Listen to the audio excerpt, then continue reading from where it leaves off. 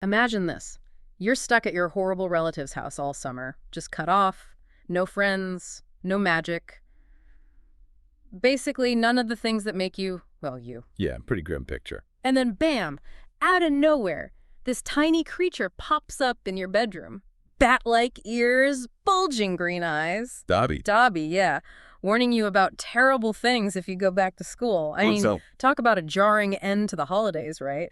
Not exactly fun in the sun. It really shatters that illusion of safety Harry might have felt after his first year, doesn't it? It just plunges him straight back into mystery and danger. Yeah. Shows how fragile that magical world can be. Absolutely. And that's exactly what we're diving into today. Harry Potter's second year at Hogwarts. It's all about how this, seemingly ordinary kid faces these extraordinary threats, ancient secrets, big questions about who he is. And prejudice, definitely. Plus the power of choice. Huge themes. Right. So our mission today is to sort of peel back the layers of this story for you. We're talking family stuff, daring rescues, dark curses, some pretty shocking reveals.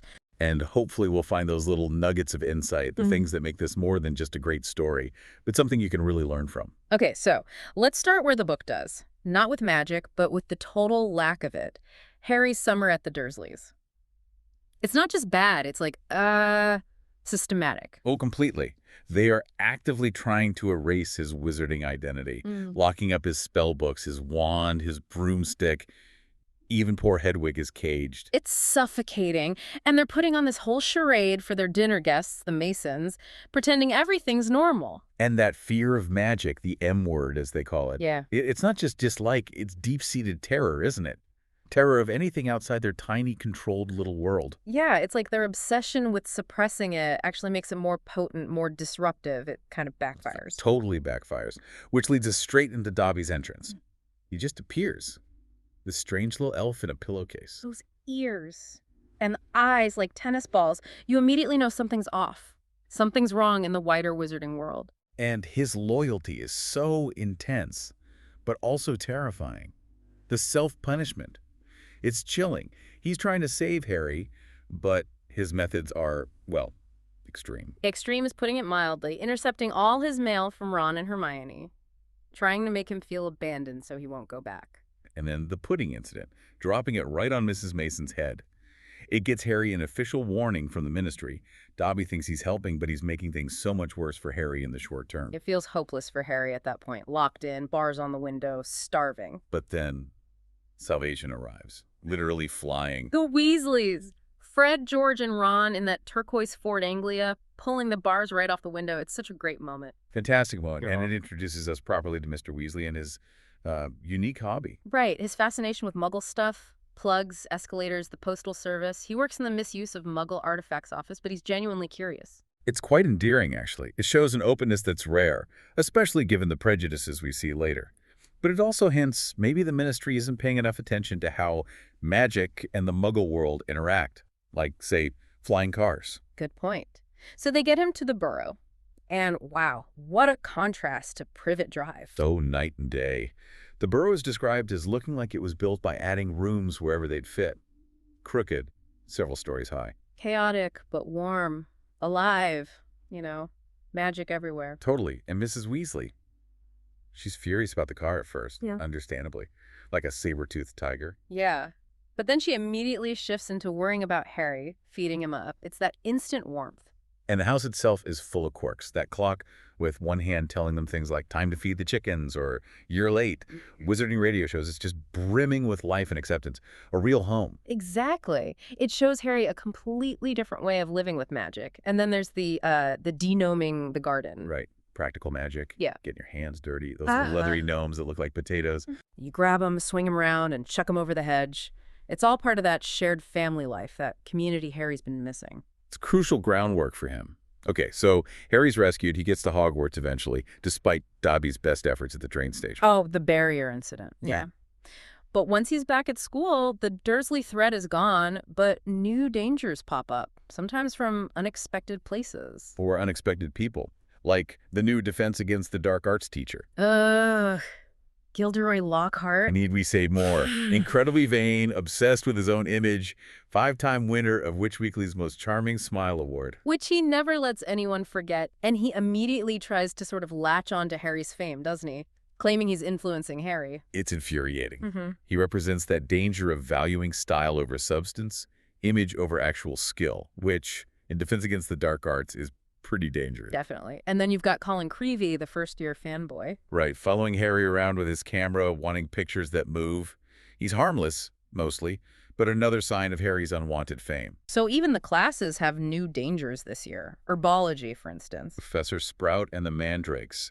These are vital potions ingredients used for reversing curses and transfigurations. Powerful stuff. But deadly. They look like these ugly little babies, right? And their cry. Fatal to anyone who hears it unprotected. Hence the earmuffs. It's a great example of how magic is both useful and inherently dangerous. You need care, you need knowledge. Absolutely. And speaking of danger, Ron's having his own problems in Transfiguration with that broken wand. Sellotape together, spitting out spells. Foreshadowing, maybe? Things not working quite right. Could be. And then it happens. The first attack. Chilling. Finding Filch's cat, Mrs. Norris. Petrified. Hanging there. Rigid as a board, yeah. And the message on the wall, written in what looks like blood. The Chamber of Secrets has been opened. Enemies of the air, beware. Instant fear spreads through the whole school. Understandably, it's a direct, terrifying threat, and it's rooted in this old, dark legend about the school's founding. And it doesn't stop there. Right. Soon after, young Colin Creevey is found. Same state. Petrified. Dumbledore confirms it. The attacks are real. It creates this atmosphere of suspicion, of fear. It weaponizes that old legend. So let's unpack that legend, the Chamber of Secrets. Where does that come from? Well, they eventually get it out of Professor Binns, the ghost history of magic teacher. Mm-hmm. You know, the one who supposedly didn't notice he died. Huh, yeah. He usually just drones on about goblin rebellions. Exactly.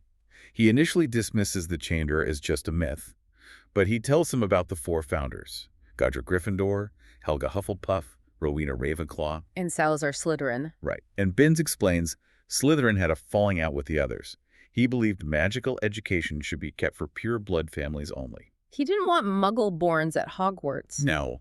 So the legend says he built a hidden chamber before he left. A chamber containing a monster that only his true heir could control. And the purpose. To purge the school of those Slytherin deemed unworthy muggle-borns. Chilling stuff. Yeah. And naturally, everyone's eyes turned to one particular student. Draco Malfoy. Of course.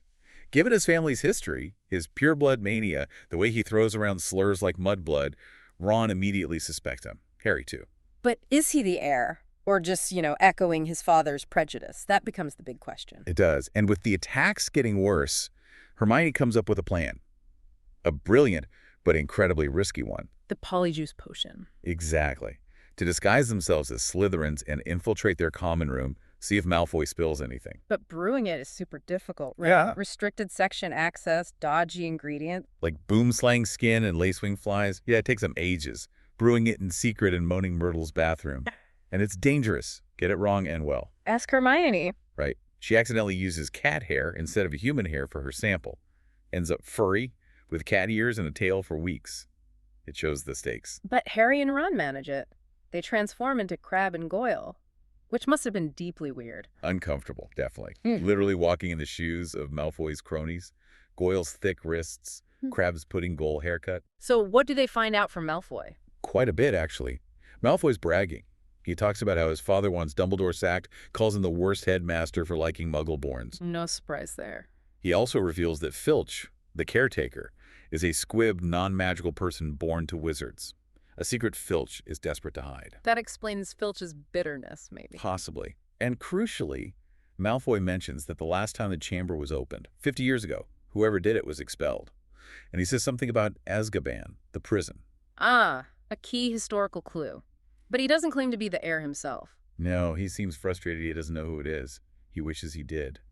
So the Polyjuice plan confirms Malfoy isn't the heir, but it deepens the mystery. Okay, so Malfoy's out. Then comes another discovery. That diary. Found in Moaning Myrtle's bathroom where Hermione was brewing the potion, a small black diary. TM Riddle. Blank pages. Until Harry writes in it, and it writes back. Yeah, this is really interesting magic. It's not just a diary, it's a memory. A two-way communication device with the past version of Tom Riddle. And it draws Harry into the memory, doesn't it? Lets him see what happened 50 years ago, or at least Riddle's version of it. Precisely. Riddle shows Harry this scene where he, Riddle, appears to be the hero. He catches another student, A much younger Hagrid, seemingly red-handed with a giant spider. Aragog. Yes, Aragog. Riddle blames Hagrid and his spider for opening the chamber and for the death of a girl, Myrtle Warren, who became Moaning Myrtle. So the diary frames Hagrid, makes him look like the culprit from 50 years ago. Exactly. It's incredibly clever manipulation. Using a seemingly objective memory to plant false information, it explains why Hagrid was expelled. Okay, so back in the present, things are getting really bad. Another attack. Justin Finch Fletchley. And then Hermione herself, found petrified near the library, holding a small mirror that really hits Harry and Ron hard. The school's practically on lockdown. Parents are pulling kids out. And the ministry steps in. Cornelius Fudge, the Minister for Magic, shows up.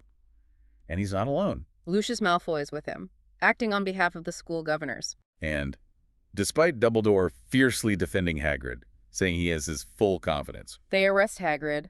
Fudge says his record is against him. The governors are insisting. It feels very political. it is. Public pressure, past accusations, reason doesn't seem to matter. Dumbledore's influence isn't enough this time. He's also suspended as headmaster shortly after. So Hagrid's taken away, Dumbledore's gone. Harry and Ron feel they have to do something. And Hagrid left them a clue, didn't he? As he was being led away, he mutters, "Follow the spiders." Which is Ron's worst nightmare. His arachnophobia is intense. Terrible, thanks to Fred turning his teddy bear into a spider when he was little.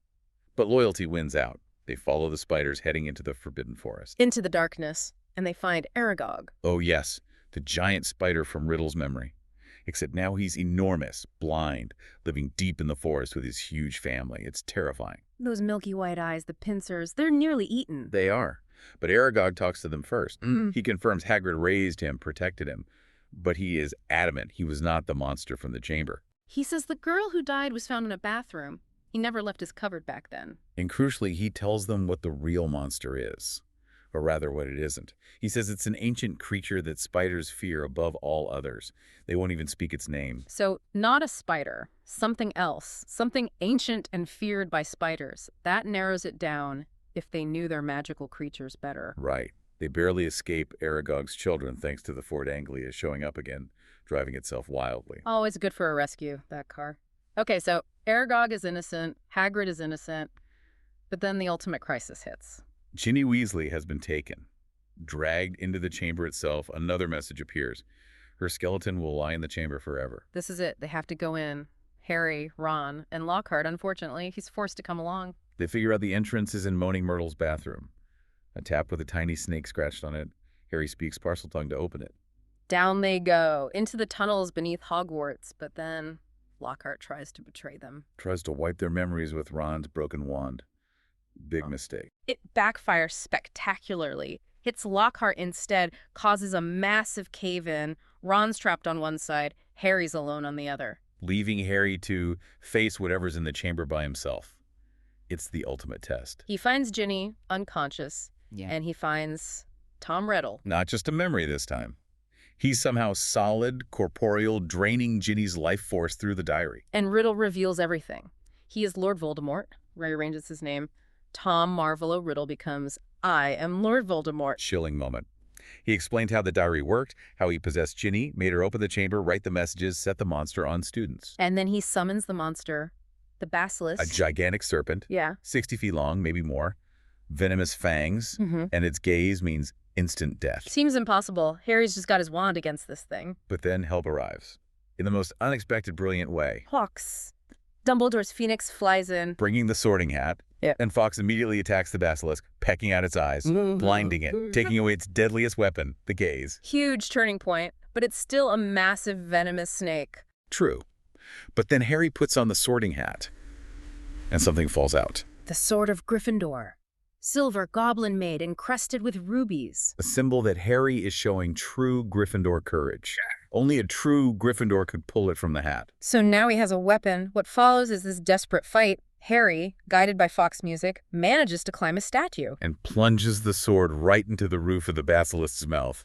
Killed it. Yes. But not without cost. A fang sinks deep into his arm. He's poisoned. Dying. It looks like the end. Riddle is gloating. But Fawkes. Fawkes flies down, lands beside Harry, and cries onto the wound. Thick, pearly tears. Phoenix tears have healing powers. Incredible healing powers. The wound seals. Harry is saved. Amazing. The power of loyalty, maybe. Fox responding to Harry's defense of Dumbledore. Could be, but Riddle's still there. The diary is the key. Harry realizes. He grabs the broken fang from his arm, stabs the diary. Right through the heart of the book, there's this awful scream. Ink pours out like blood. And Riddle just vanishes, writhes, screams, gone. The diary is destroyed. The piece of Riddle's soul within it is gone. And Ginny wakes up. Yeah. Confused, terrified, but alive. Wow. What a climax. Victory snatched from the jaws of death, quite literally. Absolutely. So the aftermath, Ginny slowly recovers, confesses everything about the diary's influence, understandably traumatized. And Lockhart. Total amnesia. The backfired charm wiped his memory clean. He has no idea who he is. Ironically harmless now, after building a career on stealing others' memories. Poetic justice, maybe. Then Harry talks to Dumbledore, who's been reinstated. And Dumbledore explains so much. Harry's ability to speak Parseltongue, snake language. It's not because he's Slytherin's heir. It's because Voldemort transferred some of his powers to Harry when he tried to kill him as a baby. An accidental side effect. Exactly. A piece of Voldemort latched onto him, which explains the connection. And this leads to Dumbledore's really profound point, doesn't A it? big one. It is our choices, Harry, that show what we truly are, far more than our abilities. Yeah. Harry could have been in Slytherin. He has some of those traits. Resourcefulness, determination, a bit of rule bending. But he chose Gryffindor. He chose friendship, bravery, standing up for others. That's what defines him, not some inherited snake-talking ability. Powerful message. Really core to the whole series, I think. Yeah, definitely. And then there's the matter of justice for Lucius Malfoy. Harry figures it out. Lucius planted the diary in Ginny's cauldron back in Diagon Alley, hoping to discredit Arthur Weasley, get Dumbledore fired. And maybe get rid of a dangerous Horcrux without Voldemort knowing. It's complex. But Harry confronts him. And then that brilliant move with Dobby's sock. Oh, it's perfect. Harry hides his own dirty sock inside the rune diary, gives the diary back to Lucius, who just tosses it contemptuously at Dobby. Dobby catches the sock, an item of clothing given by his master. Master has given Dobby a sock. Dobby is free. Lucius is furious, tries to attack Harry, but Dobby protects him, blasts Lucius down the stairs. It's so satisfying. A small act freeing someone from servitude. It mirrors the larger themes beautifully. It really does. So Hogwarts gets back to normal, mostly. The petrified students are cured by the Mandrake restorative draft. Exams are canceled, to Hermione's utter disgust. Huh. Always Hermione.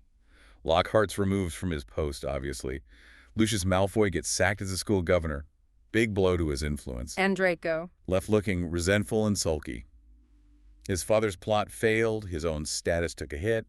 Pride definitely wounded. So looking back on this whole deep dive, we've seen betrayals, hidden truths uncovered, incredible bravery. Yeah, and it really shows that the obvious monsters, like a giant snake, aren't always the biggest threat. Sometimes it's the quieter dangers. Prejudice, lust for power, bad choices. Things like the pureblood ideology that Riddle and later Malfoy represent, that's what allows the real evil to take root. Exactly. And on the flip side, it's the quiet acts of courage, like Ron facing spiders, Hermione brewing potions, Harry choosing what's right, and even Harry freeing Dobby. Those are the things that bring liberation. So maybe the provocative thought to leave you with is this. We've seen how prejudice fuels danger in this magical world, and how critical choices are over innate abilities. Makes you wonder, doesn't it? What subtle prejudice